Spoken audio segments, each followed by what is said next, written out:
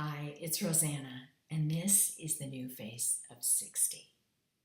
Today's topic is one that I love. It's travel. Travel and money, to be specific. Now, I'm not talking about the kind of money that takes care of airline tickets and meals and shows and that kind of thing. I'm talking about cash or extra expenses and exchange rates. So, for those of you that have done a fair amount of travel, this may be just kind of something to refresh your memory or just kind of share with friends and family. If you're brand new to international travel, we have a couple of really great tips to make things easier.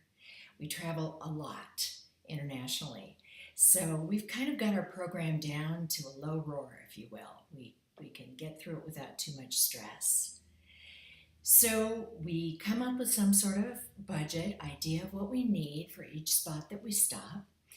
And the one thing that we do is exchange rates are incredibly important. And in fact, will pretty much mandate how much money or how much your trip is going to cost.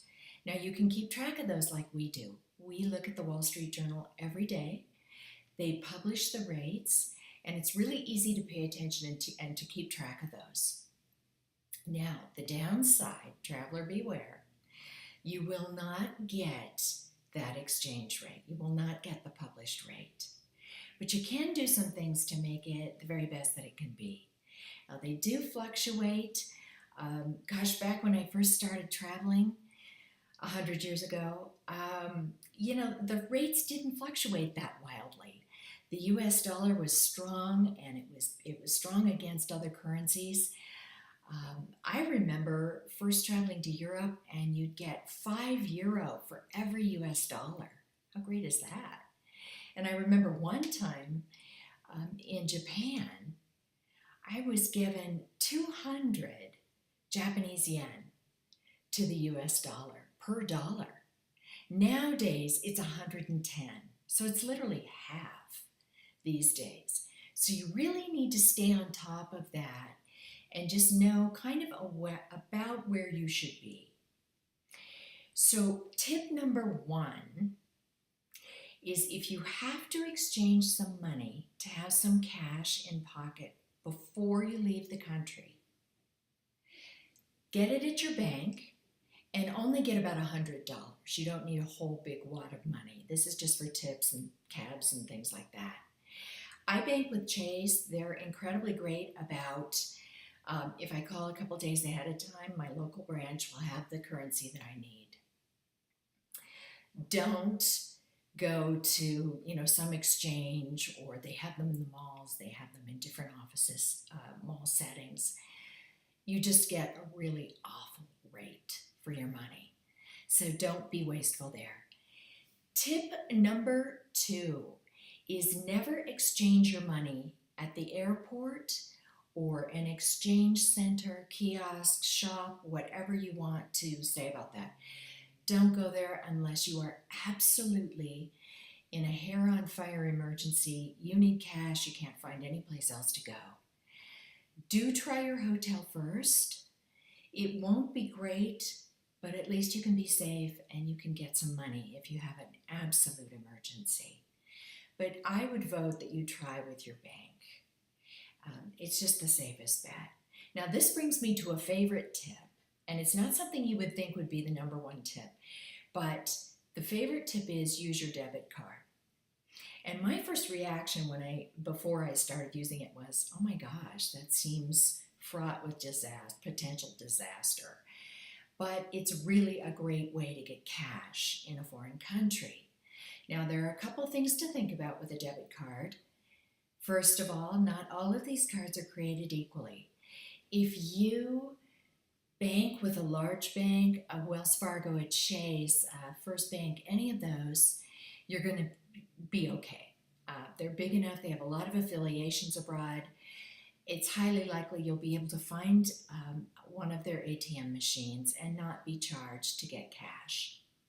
If you bank with a credit union or one of the smaller banks, check with your bank before you leave. You may be in for a bit of a goose hunt. It's not going to be easy to find Insta-tellers or ATM machines, bank machines that you can get money out of without paying a transaction fee, a service fee, and then your bank hits you with fees. So be careful about that. Be sure you talk to your banker and let them know what you're doing. They'll be really excited, and they may have some tips to help you out, or even some location sites where you could get some cash. So just be aware of that. The last big thing with debit cards, have a 4-digit PIN. No more, no less. 4-digit PIN numbers are very, very acceptable in Europe. They're used to it, and it won't cause you any problems. If you have some tricky PIN that's, extremely long, or, involves numbers and letters and that type of thing, they may not process your card. So be aware of that. 4-digit PINs. Tip number 3, always use your debit card to acquire cash. And we've just talked a little bit about that, but we did that the minute we land. And I don't think I've ever landed, ever, in an international airport in any country that didn't have an ATM machine that my card would work in, and I could get some cash in that particular currency. So you're probably thinking, is she going to get to credit cards? Credit cards are both a plus and a minus. And I don't know if you have ever had an experience internationally where your card was just never a problem. But MasterCard and Visa are the two that are wildly accepted and widely accepted. Pretty much everyone works with them, and they process. American Express, Diners, Discover, some of those cards are not as widely accepted, and you may get caught without a credit card. So be sure to investigate, call your card companies, ask your bankers, and make sure that you're all set there. Be aware, if you're going to use credit cards, that you know about foreign transaction fees and service fees. Some of the service fees can get pretty evil. They fluctuate with the amount you spend. So you can really get hit pretty hard and have a pretty big bill there. I would suggest, and we've even done this before, if you try to keep just a few credit cards, I'm with you on that. I think it's great. But if you're going to be doing a bit of international travel, I would say it might be worth it to really investigate. I know Chase has a lot of cards. They probably have 4 or 5 cards that have absolutely no international transaction fees. So be sure to look at those, and they'll give you points or miles or something for using them internationally. But be sure that you check that stuff out, because especially when you get into some smaller areas, your card might not be accepted, and if you don't have enough cash, you're kind of tough out of luck. It can be a really awful experience. So tip number 4, never use a credit card that charges that icky foreign transaction fee. It can be big, it can be large, and you don't need that while you're off traveling and having fun. So as I said before, talk to your bank, talk to your card carriers, see if they don't have their own version of these cards. And while we're talking about credit cards and debit cards, be sure to let your bankers and your card companies know that you're traveling internationally. Early on, I think the good doctor and I got caught in one of these. We decided to use a particular card, and it was the one card that we had not thought to call the carrier and say we'll be traveling internationally for 2 weeks. Please know that, here are the dates. And sure enough, we flipped that card out for lunch somewhere fabulous, and they couldn't process it because it came up as a fraudulent alert. So just be careful about that. Make sure that you talk to your bankers or your card processing companies.